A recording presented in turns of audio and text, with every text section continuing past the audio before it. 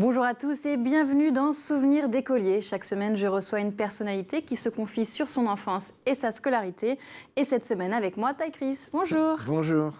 Alors, vous êtes athlète, entrepreneur, triple champion du monde de roller, vainqueur des X-Games. Vous avez également été animateur de télévision, Exactement. consultant et vous vous êtes lancé dans l'entrepreneuriat en 2014. Exactement, dans une boîte de télécom maintenant, une application qui s'appelle On-Off qui permet d'avoir un deuxième numéro, aussi une deuxième app. Bref, c'est une nouvelle aventure pour moi, mais c'est génial. Bon, l'exemple d'une reconversion sportive réussie. Oui, et même pas que sportif, parce que finalement, beaucoup de sportifs se reconvertissent normalement autour du sport. Ouais. Là, c'était vraiment un grand saut. Je partais de zéro, j'étais en bas de l'échelle. Je suis parti dans un monde très, très compliqué, régulé, les télécoms. Il fallait lever des millions d'euros et apprendre le métier, donc c'était génial. Si vous le voulez bien, on va faire un petit bond en arrière. On parlera de tout ça plus tard. On va revenir dans vos souvenirs d'enfance et d'écolier. Avec plaisir. Donc vous avez une scolarité un peu particulière parce qu'en fait, vous n'avez jamais été à l'école. C'est ça. Je ne sais pas si vous allez avoir beaucoup de... Non, c'est pas arrivé pour l'instant. C'est clair, donc c'est un souvenir d'écolier, c'est un grand mot, puisque je n'ai jamais été à l'école. Après, je ne suis pas du tout contre l'école. Hein. Quand je dis jamais, même pas en maternelle, rien, zéro. Mais déjà, en gros, vous naissez où vous... En fait, voilà, je suis né en Algérie, je suis arrivé en France quand j'avais 5 ans. Ouais. Ma mère est grecque, mon père algérien.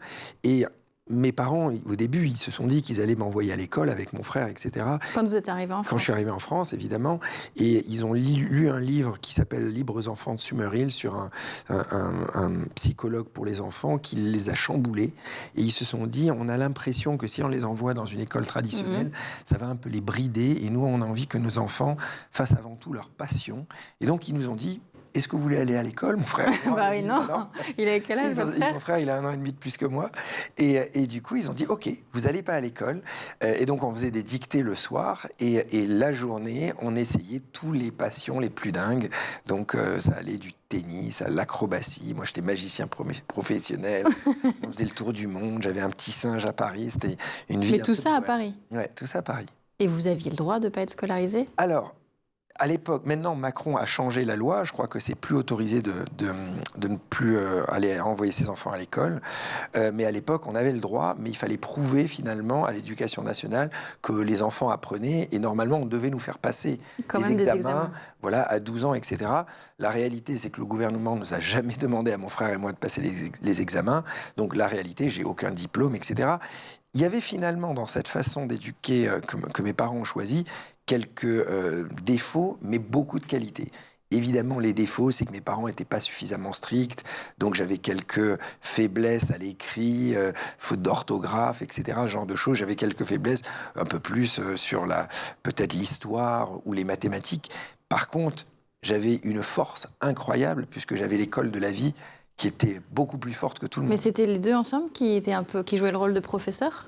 Oui, les deux ensemble, le soir. Alors un peu plus ma mère, parce que bon... Le soir? Ouais, le soir. La journée, c'était vraiment le kiff? On faisait tout, le kiff, c'est-à-dire que mes parents, vraiment, c'était la passion et le rêve avant tout. Déjà, par exemple, quand on partait en vacances, ils nous montrent, malgré qu'on n'avait pas beaucoup d'argent, mon père était éducateur de prévention à l'époque, on prenait une carte du monde et mes parents nous disaient à mon frère et moi où vous voulez aller.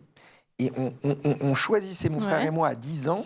On mettait le point sur la carte, on dit on veut aller là-bas, et on partait en camping, à sac à dos. Mais ça veut dire que vous n'aviez pas d'amis? Alors, pour se sociabiliser? C'est vrai, ça c'est un très bon point, c'est que le fait de ne pas aller à l'école, on peut se dire qu'on n'avait pas d'amis, et heureusement, finalement, le roller m'a sauvé par rapport à ça. Parce que à cette époque, il n'y avait pas de jeux vidéo, il n'y avait pas de téléphone, il n'y avait pas d'internet, il n'y avait rien de tout ça. Et donc, le seul endroit... Oui, vous ne pouviez même pas avoir des amis virtuels, quoi. Il n'y avait même pas des amis virtuels, c'est ça que je voulais dire. Et du coup, il y avait un endroit à Paris où tous les jeunes se retrouvaient après l'école, c'était au Trocadéro. Ouais. Et là, il y avait une ambiance de fou. Et donc, moi, je faisais avec mon frère du sport la journée, plein d'activités qui étaient comme mon école à moi, en quelque sorte. Et quand, vers 17h, aviez fini. Je finissais au Trocadéro à faire du roller avec les copains. Et là ça, c'est à partir de quel âge? Dès l'âge de 5 ans. Dès que je suis arrivé à Paris avec mon frère, on a commencé au Trocadéro. Et votre frère, il a fait quoi après, lui, plus Alors, tard? il a eu aussi une vie un petit peu de bohème parce qu'il a été champion de capoeira. Je sais pas si D'accord. c'est la capoeira. Donc, il a fait des spectacles dans le monde entier pour la compagnie Montelvaux-Hervieux. Après, il a été champion de Grèce d'apnée. Il descendait comme dans le Grand Bleu, voilà, il descendait très profondément. Ah oui, il est passé. Voilà. Après, il a encore pivoté, il a été champion de poker. Il a vécu avec le poker pendant des années. Et maintenant, il travaille dans ma boîte. Donc, ah, vous êtes retrouvés après. Voilà, on s'est retrouvés. Si je vous demande un souvenir d'apprentissage précis. Un souvenir d'apprentissage précis. Alors oui, il y avait vous, sur Internet, vous allez retrouver ça. Il y avait à l'époque un petit ordinateur qui était une sorte de boîte rouge hyper moderne pour l'époque, parce que j'avais 8 ans, j'avais 10 ans, donc voilà, c'est il y a très longtemps, qui s'appelait la dictée magique. Et c'était quelque chose où, en fait, c'était une sorte de petite boîte qui parlait, Ouais. et on devait écrire les mots, et si on les écrivait bien, elle nous disait que c'était juste ou pas juste. Et donc, on avait ce midi ordinateur à Ça la tous les maison. jours? Pas tous les jours, mais c'était un sort de jeu. De toutes les façons, par exemple, l'histoire, au lieu d'apprendre l'histoire d'une façon très formelle, mon père, qui était très éduqué, nous faisait des grands... il nous racontait l'histoire. Son histoire aussi. Alors, si son histoire, mais même l'histoire d'une façon générale. Donc, on était comme au théâtre, parce qu'à la base, mon père était un homme de théâtre, à l'écouter. Donc voilà, c'était une vie bizarre et différente. Il n'y avait aucune journée qui se ressemblait du coup. Non, il n'y avait aucune journée qui se ressemblait. Et en plus, ce qui était très agréable, c'est que dès mon plus jeune âge, j'avais la sensation d'être maître de ma vie. C'est-à-dire que mes parents, ils m'ont toujours dit... Si demain, tu as envie de faire des grandes études, aller à l'école, tu le fais. En fait, fais ce que tu veux. Par contre, fais-le avec passion et intensément. Il vous disait que c'était possible de retourner à l'école? Ah oui, oui, complètement. Il disait vraiment... Chaque année, il vous demandait en gros si vous aviez envie? Il nous demande, bien sûr, pas pour l'école proprement dit. Il nous demandait chaque année si tous les passions qu'on faisait, parce que, comme je l'ai dit au début, j'ai été professionnel de magie, l'école du cirque, du piano, du dessin. On voyageait dans le monde entier, du tennis pendant de longues années, du kung-fu. Je veux dire, on a fait tous les trucs. Mais c'est eux qui vous initiaient à ces sports? Non, c'est... Il fallait que vous les connaissiez Oui, quand même. bien sûr. Ils nous montraient différents trucs et c'est toujours mon frère et moi qui choisissaient. Et même si on faisait pendant des années et que mes parents mettaient beaucoup d'énergie, par exemple le tennis, on a joué 6 ans au tennis pour carrément devenir professionnel. Mon frère était très fort, quasiment première série.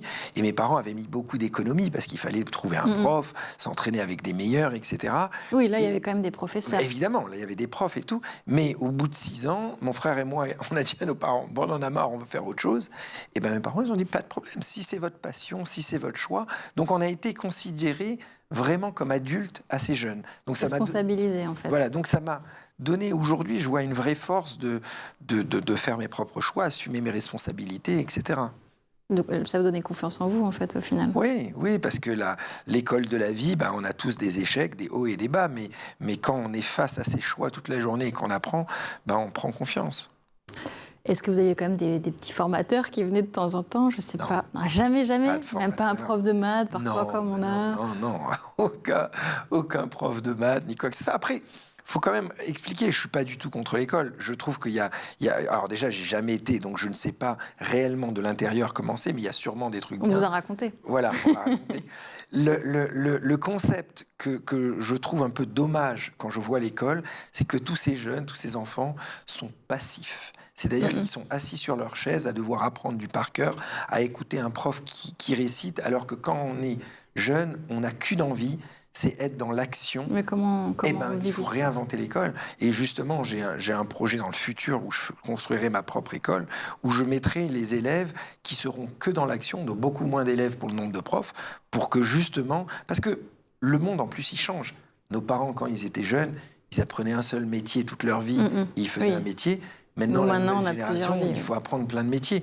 Donc, il faut que les jeunes deviennent multi-débrouillards. Voilà. Donc, Et vous aviez au début fait du tennis, vous le disiez? Ouais, du tennis, du théâtre, quoi. Je dis, la liste, elle est très longue. J'ai fait de la broderie.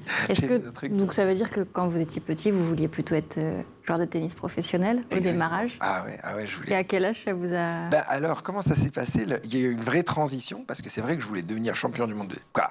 Ah, vous voulez devenir champion, pas joueur de tennis professionnel, champion du monde. Non, mais c'était parce que mon frère et moi, on était toujours très compétitifs, c'est-à-dire qu'on faisait les choses à 1000%. Donc on rêve, comme un gamin qui rêve. La preuve, j'y suis pas arrivé. Mais en tout cas, on rêvait de devenir vraiment des grands champions, jusqu'au jour où j'ai découvert le half-pipe en roller. Okay. Et là où j'ai découvert le half-pipe en roller, je me suis tellement pris de passion pour ça. J'ai dit à mes Votre parents... frère aussi? Alors mon frère aussi, par contre, lui, il n'a pas accroché, il est resté dans le tennis. Et là, j'ai dit à mes parents, c'est fini, je veux arrêter le tennis, c'est du roller sur rampe que je veux faire. Voilà. Ça n'avait rien à voir en plus. Les aptitudes de l'un vous ont pas amené. Mais après, je faisais du roller comme un jeu avec les copains depuis l'âge de 5 ans au Trocadéro. Vous vous rappelez, on se retrouvait avec tous les copains au Troca. Donc et c'est à 15 ans, c'est ça que vous... Voilà, alors à 15 ans, j'ai découvert ça et j'ai eu la chance de devenir professionnel à 20 ans. Et là, ça a été dingue parce que ça a été une nouvelle vie. J'ai commencé à voyager, à devoir apprendre des langues. Et là, vous êtes devenu champion du monde. Et là, je suis devenu champion du monde. Enfin. Mais vous connaissiez déjà plusieurs langues, j'imagine. Enfin, avec vos parents. Malheureusement, non. En fait, c'est vrai que mon père parlait évidemment arabe et ma mère parlait grec et aussi allemand. Mais vu qu'à la maison, les deux ne parlaient que le français parce que mon père parlait pas grec et ma mère parlait pas arabe. Donc j'entendais que le français à la maison. Et quand j'ai commencé à voyager, je me suis vraiment dit waouh, il faut que j'apprenne les langues. Mais vous voyez là, les techniques par exemple pour apprendre les langues d'une façon débrouillard, ce que j'ai fait, c'est que j'ai pris un dictionnaire. Vu que j'avais rien appris d'une façon scolaire, je connaissais pas un mot d'anglais. Donc j'ai pris un dictionnaire, j'ai écrit sur un dossier Excel 1500 mots, tous les mots les plus importants, bonjour, au revoir, les verbes, lire, ciel, terre, je veux dire tout, voilà. Et j'ai imprimé ça, et dans les avions, j'ai appris par cœur mes 1500 mots. Là, vous êtes allé à l'école, hein, vous-même. Voilà, j'ai créé ma propre technique. Et du coup, une fois que j'arrivais dans les pays, une fois qu'on connaît 1500 mots par cœur, on arrive à parler. Et après, la reconversion, comment on se dit on va monter sa boîte de télé? Alors, la reconversion, c'était différent parce que j'avais en plus la responsabilité familiale, financière, parce que dès l'âge de 20 ans, j'ai commencé à soutenir mes parents financièrement. Donc, je me suis dit, waouh, je les soutiens avec le sport, mais le sport, c'est dangereux. J'étais à l'hôpital tout le temps. Et je me suis dit, dès que je suis à l'hôpital, les contrats s'arrêtent. Et donc, il faut vraiment penser au futur. Et donc, j'ai commencé à faire un peu de télé, à monter des boîtes, mais autour de mon sport à chaque fois. Et il y a 7 ans en arrière, là, je me suis vraiment remise en question et je me suis dit, il faut que je change d'univers, il faut que j'aille dans la tech. J'étais passionné de tech, même si j'y connaissais rien. Et je suis vraiment parti en bas de l'échelle avec une idée innovante. Et de là, je suis devenu ingénieur télécom et j'ai réussi à lever 20 millions et en avancer. Voilà. L'idée, c'était laquelle alors? L'idée, c'est tout bête, c'est que je me suis dit, c'est quand même dingue que tout est dans le cloud. Nos musiques avec Spotify, nos films avec Netflix, etc. Alors que notre numéro de mobile, notre 06, est lui coincé dans un bout de plastique qui est notre carte SIM. Je me suis dit, pourquoi, alors que je peux avoir plusieurs adresses mail, une adresse mail perso et pro, je ne peux pas avoir plusieurs numéros en un clic via une application. Donc l'idée était toute bête, je me suis dit, je vais faire une app qui permet de donner un deuxième 06 en un clic sur le portable. Voilà. Après, fabriquer ça, c'était très compliqué. Mais du coup, j'ai créé cette boîte qui s'appelle On-Off, qui permet, en un clic, d'attribuer un deuxième numéro. Il y a d'autres choses qui se sont développées. Voilà. Après, maintenant, là, déjà dans cette boîte, on est près de 100 personnes. Donc ça, c'est super parce qu'elle a vraiment grandi. On est rentable. Comme j'ai dit, on a levé 1 million, etc. On a fait des gros partenariats avec Microsoft, avec Bouygues, etc. Et la deuxième boîte que j'ai lancée, où là, c'est un sort de réseau social, un sort de WhatsApp de la photo. C'est une application qui s'appelle Album, que je suis en train de développer en ce moment. Donc qui va être dans une autre C'est une autre boîte, donc je me retrouve à gérer 2 boîtes en même temps. Et est-ce que à ce moment-là, quand on se dit qu'on va lancer sa propre entreprise, est-ce que le fait de ne pas avoir fait de diplôme, on le ressent? Oui, mais dans le bon sens. Parce que, si vous voulez, pour créer une boîte, il faut être un peu fou et sortir des normes. Il faut arriver à penser à créer des idées qui n'existent pas encore. Il faut arriver à y croire tellement que pour bouger des montagnes. Et finalement, même sans jeter trop de pierres sur l'école apprend à être un petit peu minimaliste, c'est-à-dire à être restreint, à dire faut être sérieux, ça tu peux pas faire, ça tu peux faire. Donc ça nous met en quelque sorte des barrières. Et donc le fait que j'ai appris toute ma vie à être ultra débrouillard, j'avais pas peur de démarrer de zéro à devenir ingénieur télécom. Ça vous enlève la peur. En fait. Voilà. Et par exemple, dans cette boîte de télécom, malgré que je n'avais jamais fait d'études dans les télécoms, j'ai inventé plein de brevets dans les télécoms et j'ai réussi à faire changer la loi dans les régulations télécom en France avec les brevets que j'ai inventés. C'est un sacré pied de nez en sachant que j'ai jamais été à l'école. Vous êtes tout seul dedans? Après, oui. Maintenant, j'ai 100 personnes qui travaillent pour moi. Mais, oui, à la base, vous l'avez monté tout seul. Bien sûr. Quel regard vous portez sur l'école d'aujourd'hui? Ah, quel regard? Je pense que l'école d'aujourd'hui a besoin d'être clairement réinventée. Comme je l'ai dit tout à l'heure, je pense qu'il y a beaucoup trop d'élèves pour le nombre de profs. Alors ça, c'est évidemment un aspect financier, mais c'est quand même très important. Je pense que les élèves sont trop passifs et pas assez actifs, et qu'on leur apprend beaucoup de choses qui sont moins indispensables dans la vie d'aujourd'hui et des choses qu'on leur apprend pas suffisamment et qui sont indispensables dans la vie d'aujourd'hui. Des Comme langues quoi. étrangères d'une façon parfaite, de façon de communiquer. La technique du dictionnaire. Oui, la technique du dictionnaire des 1500 mots. Voilà. Mais même arriver à s'exprimer, le fait d'avoir fait du théâtre, ça m'a permis de m'exprimer en public. Et je vois, ça m'a servi pour faire des pitchs, pour trouver des investisseurs, pour parler à la télé, pour faire plein de choses. Donc, plus de théâtre, plus de langues alors. Voilà, plus de langues, autour de la technologie, clairement. Mais c'est tout le modèle à réinventer. Il faudrait tout changer. Il faut, en fait, il y a sûrement des trucs bien. Et comme je l'ai dit tout à l'heure, je pense que dans le futur, un de mes prochains projets, ça sera créer une école. Et vu que je pars d'une feuille blanche, j'irai en toute honnêteté prendre ce qui est bien à l'école et jeter ce qui n'est pas bien.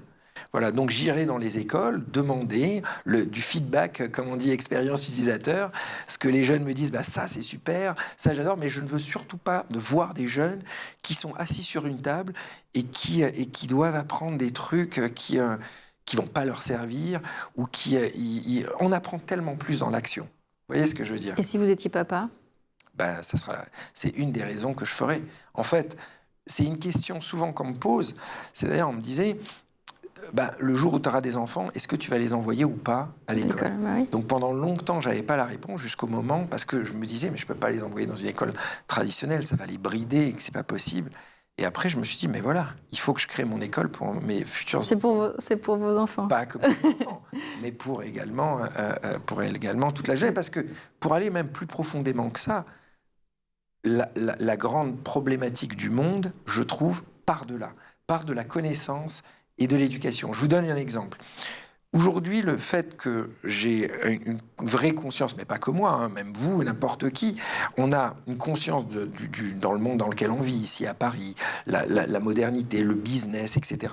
Si on nous enlève tous nos contacts, tout notre argent, et on nous met au fin fond de l'Asie ou d'un pays difficile et qu'on doit repartir de zéro, on saura les étapes à suivre pour remonter dans la société. Je ne dis pas que ça va être facile, mais on saura que il faut aller dans les grandes villes, on va faire des petits boulots au début pour essayer voilà, on va essayer de monter en grade, etc. Mais ce que je veux dire, c'est que tout part de la connaissance. J'ai rencontré des gens dans tous les pays du monde avec mes émissions, et je me rends compte que le savoir est très très pauvre dans une grande partie de la planète, et c'est tellement dommage. Voilà, donc à essayer de donner plus de savoir à plus de gens pour ouvrir les esprits. Il y a Yannick Jadot qui, pour sa campagne, milite pour 1 heure d'activité physique quotidienne pour les élèves. Bien sûr. Vous êtes à plus que ça, au final. Non, mais ça, c'est indispensable. Mais c'est sûr. Là. En fait, l'apprentissage est quelque chose de global.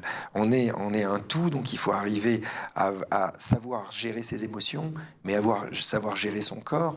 Je vous dis qu'un exemple, quand on arrive dans une réunion pour convaincre des investisseurs, c'était quelque chose que j'avais à faire. Même la posture, la façon de rentrer, de s'exprimer, de regarder dans les yeux, de serrer la main, tout ce genre de petits détails non verbaux font un poids dans la négociation. Et le sport, d'une façon générale, ça permet de prendre conscience. Investir de son corps ouais. et être bien dans son corps. L'école de demain, pour vous, alors, c'est quoi ? L'école de demain, ça sera beaucoup d'écoles mélangées avec la tech, ça c'est sûr, et pas que, évidemment, celle que je ferai. Je pense, il y a, je crois, Elon Musk qui a créé, pour le coup, une propre école pour ses enfants, qui s'appelle Ad Astra. La preuve, en tout cas, lui ne voulait pas, alors peut-être parce qu'il voyage et que c'est les enfants d'Elon Musk, ça devait être compliqué, mais c'est aussi parce que le système scolaire normal est à réinventer. Donc je pense qu'avec la technologie, il y aura beaucoup de réinventions qui vont arriver. Donc je ne sais pas quel sera le meilleur système, mais un truc qui est sûr, c'est qu'il faut améliorer les choses. Donc là, on est vraiment au démarrage de votre idée de l'école. Oui, je suis en démarrage. Mais tout projet pour vraiment changer les choses et faire quelque chose d'incroyable, ça prend du temps. C'est-à-dire que le jour où je créerai mon école, mais je sais que je vais devoir faire que ça pendant des années, me plonger dans les écoles, rencontrer des dizaines d'élèves, des dizaines de profs, prendre des notes, comprendre, voir les problèmes et aussi plus de psychologie. Arrêter justement d'angoisser les enfants sur leur avenir, peut-être. Alors là, c'est un bon point que vous dites. Ça, c'est un truc... je comprends que le monde est difficile pour tout le monde et que, d'une façon générale, tout parent a peur du lendemain. Mais mes parents, malgré qu'ils n'avaient pas d'argent, ils n'avaient jamais la peur du lendemain. Et pourquoi ? Parce qu'ils n'étaient pas branchés pareil, c'est-à-dire que eux, une réussite dans la vie, c'était pas d'avoir une plus grande maison, une plus grande voiture, c'était avant tout être heureux et faire ses passions. Donc, et c'était plus une richesse psychologique plutôt que matérielle. Et donc, grâce à ça, depuis mon jeune âge, ils ne m'ont jamais mis cette peur que vous venez de dire. Et donc, parce que même si les parents ne le disent pas, même si les profs ne le disent pas, ça se sent de plus en plus. Donc l'enfant, il démarre à l'école, on lui dit déjà, ça va être compliqué. Ça va être compliqué, il faut que tu fasses des résultats, tes diplômes, l'avenir, il faut gagner de l'argent. Donc le pauvre gamin, il n'a même pas le temps de se construire psychologiquement qu'on l'attaque de pensées négatives. Chaque chose en son temps. Et un autre point sur ce détail, c'est que quand on grandit sans que l'éducation, la famille, l'entourage nous a mis cette peur dans le caractère, après, cette positivité est ancrée dans notre sang. Vous voyez ce que je veux dire ? Moi, je le sens aujourd'hui vraiment, c'est-à-dire que je sais que je peux rater plein de projets, je peux démarrer des boîtes ou essayer des records et finir à l'hôpital ou planter la boîte, mais j'ai jamais peur de l'essayer. Vous voyez ce que je veux dire ? Vous êtes aussi l'ambassadeur de l'association La Voix de l'Enfant. Oui. En quoi consiste votre rôle en fait, l'association ? Alors, il y a plusieurs depuis... Ça, c'était en tout cas plus quand je faisais du roller, mais j'ai une chance finalement, c'est que j'ai jamais été touché de très très proche par certaines grandes maladies ou quoi. Voilà. Et donc, toutes les associations qui m'ont demandé un soutien, donc La Voix de l'Enfant, un maillot pour la vie, mécénat chirurgie cardiaque, évidemment, j'ai essayé de donner de mon temps. Toujours pour les enfants ? Alors, pour les enfants, mais pas que. En ce moment, je fais beaucoup de choses aussi pour les jeunes start-upers, vu que maintenant je suis dans la tech, pour expliquer aux jeunes start-upers comment lever des fonds, comment créer leur dossier. Mais c'est plus un partage de connaissances. Et quand la vie vous a donné beaucoup, la moindre des choses, c'est de redonner un peu en face. Par contre, ce que j'essaye de faire à chaque fois dans toutes ces associations que je soutiens, c'est pas mettre mon nom et faire la photo et c'est tout. C'est-à-dire vraiment essayer d'être là pour aider. Donc, qu'il y ait des caméras ou pas, je m'en fiche. Vous voulez dire en dehors de la médiatisation ? Voilà, c'est-à-dire que ce qui est important à la fin, c'est vraiment la passation de savoir et de transmettre. C'est déjà la fin de l'émission. Waouh, ça va vite. Merci beaucoup, Taïk, d'avoir partagé avec nous tous ces souvenirs. Je vous retrouve la semaine prochaine pour un nouveau numéro de Souvenirs d'écoliers. À très vite sur School TV.